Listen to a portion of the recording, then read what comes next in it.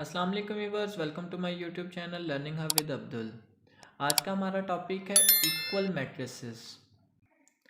तो सबसे पहले जान लेते हैं कि इक्वल मैट्रिसेस होती क्या हैं या कौन कौन सी मैट्रिसेस आपस में इक्वल होती हैं। तो उसके लिए हमारे पास इक्वल मैट्रिसेस की डिफ़ाइन है।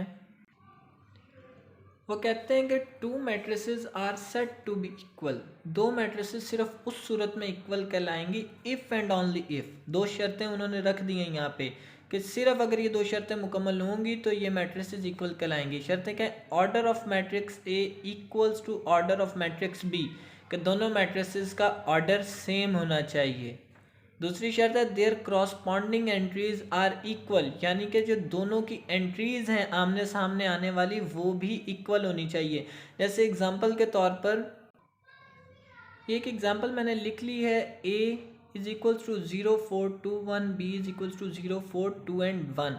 अब देखें मैट्रिक्स a का ऑर्डर पे 2/2 है, मैट्रिक्स b का ऑर्डर भी 2/2 है, यानी कि पहली शर्त हमारे पास फुलफिल हो गई है। अब क्रॉसपॉन्डिंग एंट्रीज क्या होती हैं? जैसे कि ये फर्स्ट रो का फर्स्ट एलिमेंट जो है और फर्स्ट रो का फर्स्ट एलिमेंट बी का दोनों सेम है 0 0। इसी तरीके से 4 और 4 भी सेम है, 2 और 2 भी सेम है, 1 और 1 भी सेम है। यानी अगर ये सारी एंट्रीज सेम होंगी देन इनकी तमाम तर क्रॉसपॉन्डिंग एंट्रीज इक्वल कहलाई जाएंगी और ये इक्वल मैट्रिक्स कहलाएगा।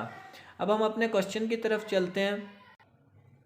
विच of the following matrices are equal. ये हमारे पास कुछ मैट्रिसेस आ गई हैं, A B C D E F G H I and J. अब इनमें से हमने बताना है कौन कौन सी मैट्रिसेस इक्वल हैं। तो सिंपल है, ऑर्डर पेयर और क्रॉसपॉन्डिंग एंट्रीज को देखते जाएं, हमारा आंसर आता जाएगा। जैसे कि हमारे पास मैट्रिक्स ए है, अब 1/1 ऑर्डर की सिर्फ ए की मैट्रिक्स है यहाँ पर सी, ठीक है। और ये 5 - 2 जब सॉल्व हो जाएगा तो 3 आ जाएगा, यानी एंट्रीज भी सेम है। तो मैं यहाँ पे लिख दूंगा मैट्रिक्स ए इक्वल है मैट्रिक्स सी के, ठीक है। तो हम यहाँ निशानदेही के लिए एक छोटा सा क्रॉस साथ साथ लगाते जाते ताकि हमें पता चलता जाए कि ये मैट्रिसेस सॉल्व हो चुकी हैं। अब मैट्रिक्स बी देखते हैं। 1/2 ऑर्डर पेयर का एक बी है, डी है और एंड पे आई है, ठीक है। अब ये 3 5 और ये 5 3 है तो एंट्रीज सेम नहीं हुई। आई में 3 और 5 आता है, 3 + 2 5, तो मैट्रिक्स बी और मैट्रिक्स आई आपस में सेम है। तो मैं लिख दूंगा मैट्रिक्स बी इक्वल है मैट्रिक्स आई के, ठीक है। इसके बाद हम देखते हैं कि हमारे पास नेक्स्ट मैट्रिक्स आ रही है ई, क्योंकि डी जो है वो किसी से मैच नहीं होती तो हम डी को ऐसे ही छोड़ देंगे, ठीक है। उसके बाद हमारे पास नेक्स्ट मैट्रिक्स आ रही है ई 4 0 6 2। सेम ऑर्डर और एंट्रीज के हमारे पास एक और मैट्रिक्स है एच। और जे को हम देखते हैं तो 2 + 2 4, 2 - 2 0, 2 + 4 6 और 2 + 0 2।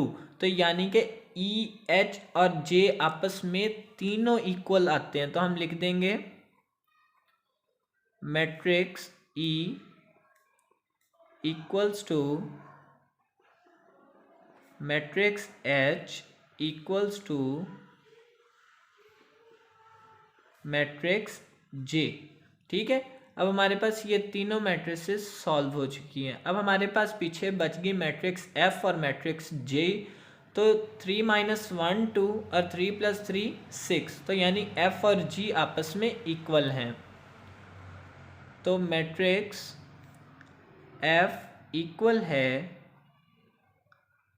मैट्रिक्स जी के, ठीक है। हमारे टोटल क्वेश्चन जो हमें मैट्रिसेस दी गई थी वो सारी हमें पता लगी कौन सी किसके इक्वल है। बस जब भी आपने equal of the matrix find करना हो तो उसके लिए सबसे आसान रूल है कि आप ये दो जो शर्तें उन्होंने दी हैं इनको समझ लें, आपका equal of the matrix question complete हो जाएगा।